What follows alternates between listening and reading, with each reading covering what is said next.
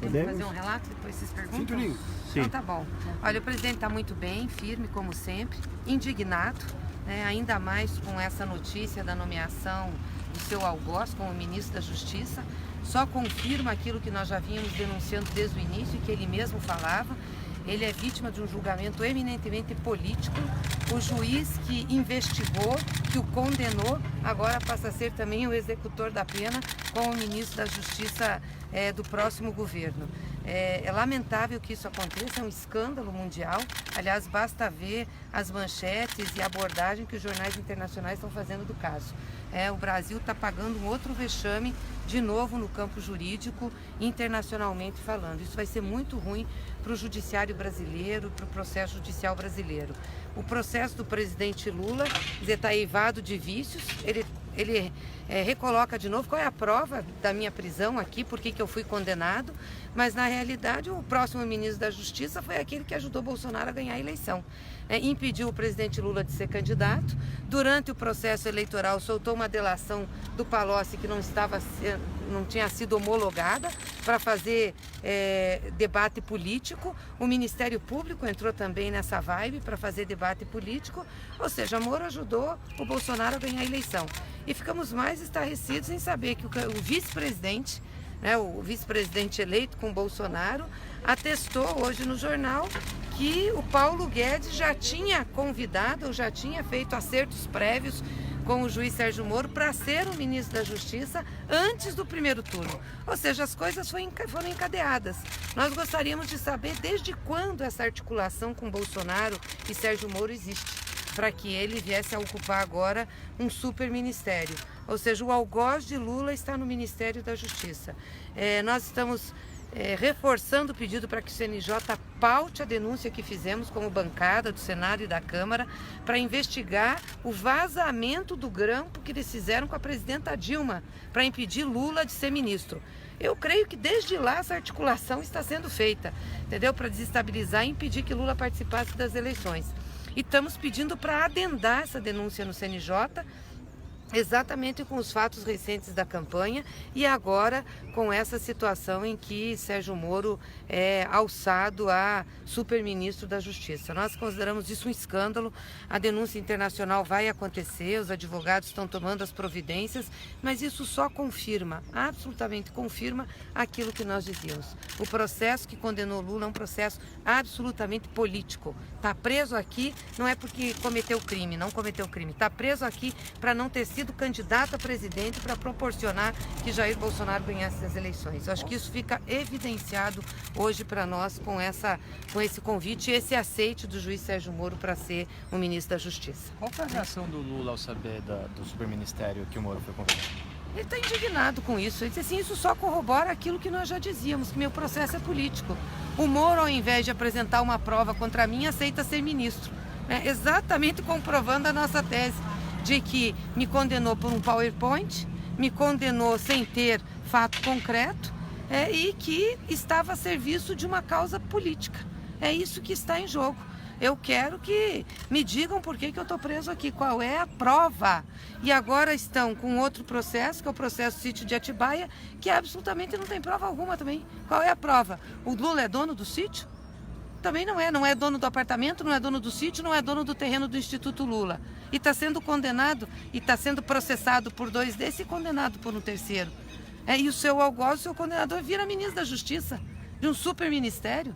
Gente, isso é muito grave. Eu não sei se as pessoas estão sabendo da gravidade dos fatos que é isso. Isso desmoraliza o judiciário brasileiro. É muito grave o que nós vimos. E quais vão ser as outras medidas? A senhora comentou já a respeito de algumas para o CNJ. Que outras medidas o PT os advogados de defesa, do CNJ no âmbito do PT e da nossa bancada, que é onde nós podemos atuar.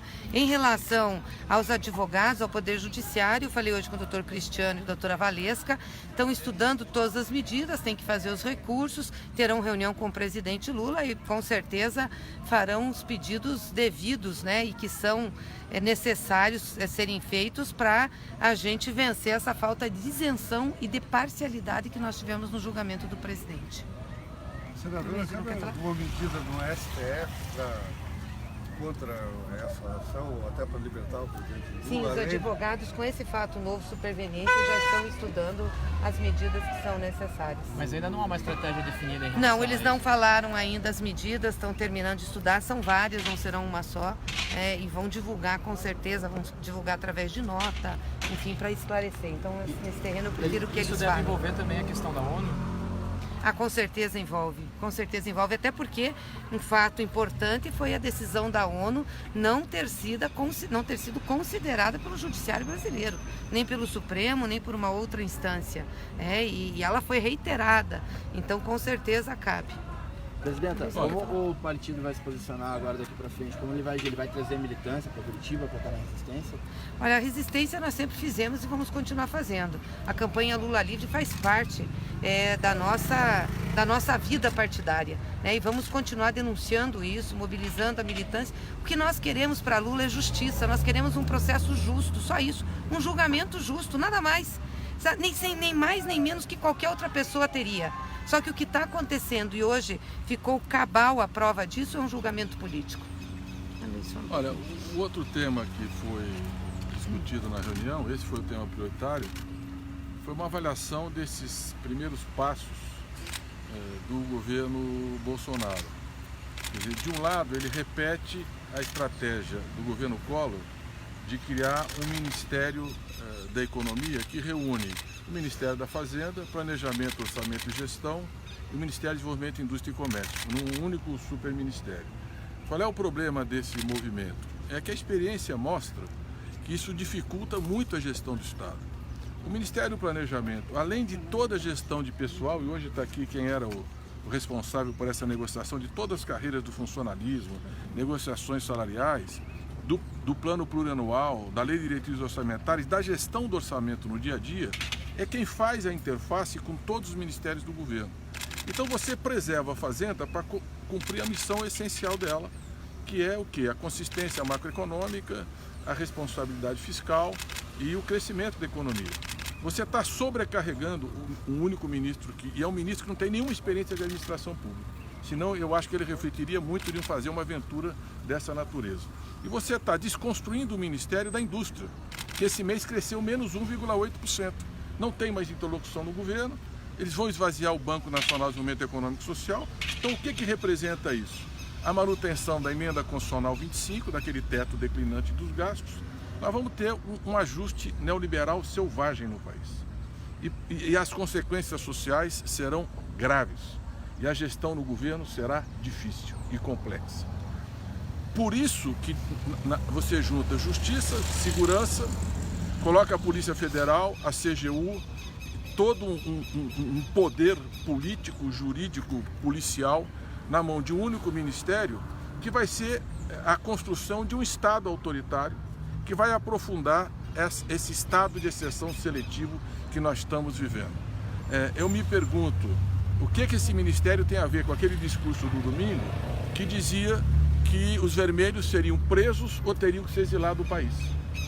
O que esse ministério tem a ver com o que está sendo votado no Congresso Nacional de criminalização como organização terrorista aqueles que lutam por moradia ou lutam por terra, num país que ainda é um dos mais desiguais do planeta, que nós temos uma imensa demanda social.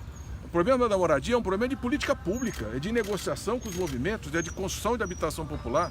O problema da terra é reforma agrária, é a agricultura familiar, é assentamento, é fomento a que as famílias possam produzir na terra e viver da terra. Não é a questão de polícia, muito menos uma questão de organização terrorista. Isso é um retrocesso brutal na história da democracia brasileira. Então você tem um neoliberalismo selvagem de um lado e um Estado autoritário que vai aperfeiçoar os mecanismos de controle e de imposição autoritária sobre os setores sociais e com sinalização clara de perseguição da oposição política. Então isso preocupa muito o presidente, tanto para o futuro da economia e do país, futuro da sociedade, quanto o próprio futuro do Estado Democrático de Direito no Brasil. E como que o PT pretende reorganizar a oposição, considerando toda essa discussão que tem havido com o Ciro e até com outros partidos que normalmente sempre estiveram alinhados mais à esquerda? Nós chegamos com 47 milhões de votos, vencemos mais uma vez, ganhamos as últimas 4 eleições presidenciais, fomos para o segundo turno de novo, com uma votação muito expressiva, E se você olhar que nós somos 147 milhões de eleitores e que o candidato vitorioso teve 57 milhões de votos, 62% dos eleitores brasileiros, quase 62%, não votaram nele. A maioria do povo brasileiro, dos eleitores com direito a voto, não votaram em Bolsonaro. Por isso há uma imensa insatisfação na sociedade. 42 milhões de pessoas votaram nulo, ou votaram em branco ou se abstiveram. Então, além dos 47 milhões de votos que votaram em Fernando Haddad. Então nós temos, e uma parte dos eleitores de Bolsonaro votaram por insatisfação, por essa crise de representação política, votaram inclusive com pouca informação, uma campanha que não teve um debate, que o candidato usou todos os tipos de pretextos para fugir de uma discussão transparente. Eu o conheço há 28 anos, chegamos na Câmara dos Deputados juntos, ele não aguenta debate sobre qualquer matéria relevante nesse país, é por isso que ele fugiu. Então o tempo vai mostrar, infelizmente nós só vamos descobrir isso depois da eleição. E qual é a nossa estratégia? Uma grande frente democrática para defender a democracia brasileira, para defender os direitos, a liberdade de expressão, de manifestação, para defender inclusive a própria imprensa, porque os primeiros sinais não são bons em relação à liberdade de imprensa. E nós tivemos uma relação sempre republicana, o mais amplo respeito à imprensa brasileira. E de outro lado, defender os direitos dos trabalhadores, as políticas, educação, saúde, porque esse ajuste neoliberal selvagem significa retirar, por exemplo, da educação o caráter de ser um bem público, um bem de todos, direito de todo cidadão, e passar a ser uma mercadoria para aqueles que podem pagar. Nós vamos lutar contra isso. E aquela imensa manifestação que nós tivemos, ele não, vai voltar para lutar pelos direitos do povo e em defesa da democracia. Mas e como fazer essa frente seguros. democrática, por exemplo, com o Ciro, por exemplo, que está com um ponto de vista crítico em relação ao PT? Nós vamos chamar todos aqueles que têm compromisso com a democracia e com a defesa dos direitos. E todos aqueles vão refletir e vão avaliar, e eu não vou discutir casos específicos. E isso inclui, inclusive, partidos normalmente, tradicionalmente rivais, como o PSDB, por exemplo? Evidente, e o PSDB, nós tivemos lideranças importantes do PSDB que não só sinalizaram o voto em Haddad, alguns não sinalizaram, mas manifestaram claramente a insatisfação, por exemplo, com aquele discurso do domingo, por exemplo, com a ameaça ao Supremo Tribunal Federal. O próprio Fernando Henrique Cardoso teve manifestação. O PSDB, que tem uma memória em Mário Covas, Teotônio Vilela, Franco Montoro, esse PSDB seguramente estará conosco na luta democrática. Agora, há um outro PSDB de Dória, que é um PSDB totalmente alinhado com esse governo de extrema-direita, que o mundo inteiro está perplexo, o mundo inteiro está se questionando que caminho é esse que o Brasil está percorrendo. A liberdade vai vencer o autorismo e a repressão, e a democracia vai derrotar essas propostas autoritárias. É isso que nós vamos lutar. E quem lutou está muito orgulhoso do que fez. Pessoal, acho que encerrou então. Vamos ali para a vigília. Obrigado.